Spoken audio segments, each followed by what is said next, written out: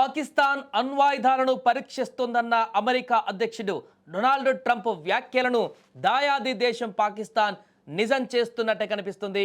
అణు పరీక్షల కోసం సింధు ప్రాంత కొండలను ఆ దేశం సిద్ధం చేస్తుందన్నటువంటి వార్తలు ఇప్పుడు వస్తున్నాయి. దీనికోసం పాక్ సైన్యం అక్కడి కొండలను తొలచి రహస్య సొరంగాలను భూగర్భ గదులను నిర్మిస్తుందంటూ సింధు దేశ్ అనే వేర్పాటు సంస్థ అక్కడి పౌర సమాజ గ్రూపులు కూడా వాదిస్తున్నాయి.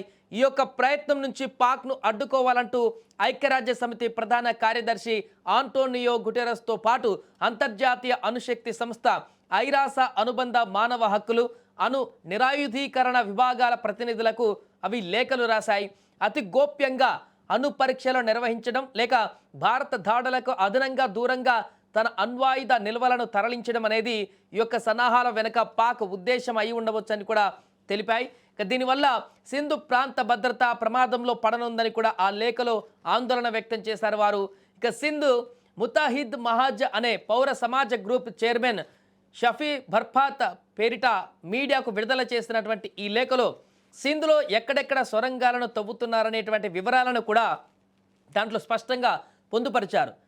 జంషోరాకు ఉత్తరంగా నోరియాబాద్ ప్రాంతంలో, మంచార్ కాలువకు పశ్చిమంగా కంబేర్ షాదాద్ కోట్ ప్రాంతంలో పెద్ద పెద్ద సొరంగాలు, వివిధ ఆకృతులలో విశాలమైనటువంటి భూగర్భ గదులను నిర్మిస్తున్నారని కూడా తెలిపారు. అక్కడ పనులు శరవేగంగా జరుగుతున్నాయని, అటువైపు ఎవరూ పోకుండా సైన్యాన్ని కాపలా ఉంచారని కూడా పేర్కొన్నారు. అణ్వాయుధాలను పరీక్షించడం లేక అలాంటి కార్యకలాపాలను వల్ల తాము తీవ్రమైనటువంటి పర్యావరణ సమస్యలను గురి కావడంతో పాటుగా రేడియో ధార్మికత ప్రభావంతో ప్రాణాంతక వ్యాధులు తమను చుట్టుముట్టేటువంటి ప్రమాదం ఉందని కూడా ఆందోళన వ్యక్తం చేశారు.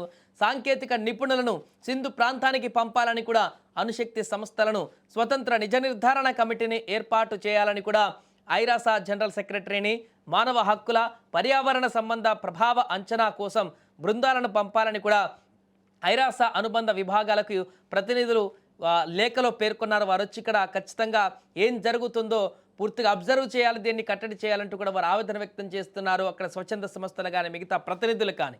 ఏదేమైనా కూడా పాకిస్తాన్ మరొకసారి తన వక్రబుద్ధిని ఈ రకంగా చూపించుకున్నట్టుగా కనపడుతుంది. అణ్వాయుధ కేంద్రాలను పూర్తిగా సొరంగ మార్గాలను ఏర్పాటు చేసి అక్కడ కొత్తగా పరీక్షించేందుకు అణ్వాయుధాలను దానికి సంబంధించినటువంటి వాటిని పరీక్షించేందుకు ఈ రకమైనటువంటి ఒక ప్రణాళికలు రచిస్తున్నట్టుగా కనపడుతుంది. పూర్తిగా అక్కడ సైన్యంతో ఎవరు కూడా అటువైపు వెళ్లకుండా